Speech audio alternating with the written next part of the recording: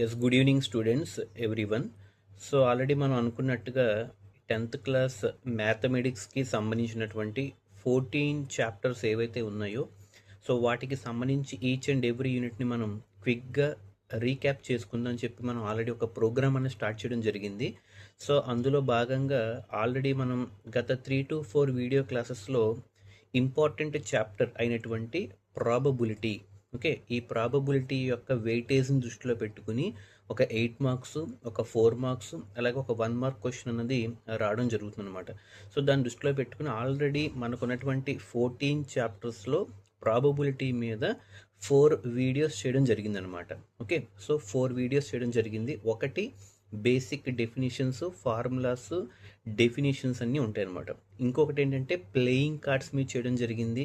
ఇంకొకటి రోలింగ్ ఏ డైస్ మీద చేయడం జరిగింది. అండ్ ఇంకొకటి టాసింగ్ ఏ కాయిన్. సో మనకు ఎక్కువగా ఈ 4 ఏరియాస్ మనం కరెక్ట్గా పర్ఫెక్ట్గా నేర్చుకోగలిగితే ప్రాబబిలిటీ నుంచి మనం ఈజీగా స్కోర్ చేయొచ్చు అనమాట.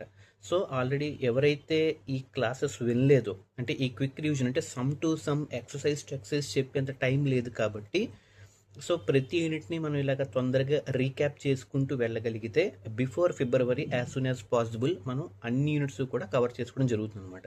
కాబట్టి ఈ ఇన్ఫర్మేషన్ ఇంకెవరైతే వినలేదో, అంటే తెలుసుకోలేదో, సో వాళ్ళకు కూడా షేర్ చేయండి.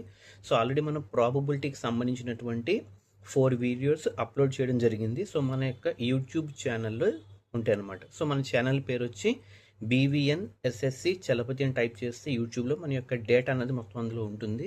సో ఇన్ కేస్ ఏవైనా ఇబ్బందులు ఏవైనా ఉంటే, సో ఇంకా ఏవైనా కొంచెం ఫర్దర్గా డెప్త్ వెళ్ళాలన్నా, లేదా ఇంకా ఏవైనా చాప్టర్, ఇంకా ఏమైనా ఇబ్బందులు ఏమైనా ఉంటే, ఫర్ ఎగ్జాంపుల్ ట్రిగ్నోమెట్రీ కానీ, అప్లికేషన్లో ట్రిగ్నోమెట్రీ కానీ, కొంతమందికి ఏవో కొన్ని ఇబ్బందులు ఉంటూ ఉంటాయి అనమాట. సో అలాంటివి ఏవైనా పర్సనల్ సజెషన్స్ అయినా ఇవ్వాలి అనుకునే వాళ్ళు ఏంటంటే నా యొక్క మెయిల్ ఐడికి తెలపండి అనమాట. సో నా మెయిల్ ఐడి వచ్చేటప్పటికి chalapati269@gmail.com.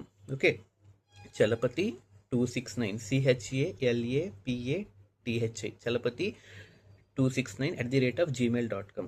సో ప్రాబిలిటీకి సంబంధించిన అయిపోయింది. సో నెక్స్ట్ వచ్చే యూనిట్ ఏంటంటే మనం అప్లోడ్ చేయబోయేది స్టాటిస్టిక్స్ అనమాట. సో స్టాటిస్టిక్స్లో మనం ఎక్కువగా సెంట్రల్ టెండెన్సీస్ ఎలా మెజర్ చేస్తారో చూస్తాం. సో సెంట్రల్ టెండెన్సీస్ అంటే మీన్, మీడియన్, మోడ్, అలాగే రేంజ్, ఇవన్నీ కూడా. Okay, so I think everyone will utilize this opportunity. So good evening, have a nice day, take care everyone.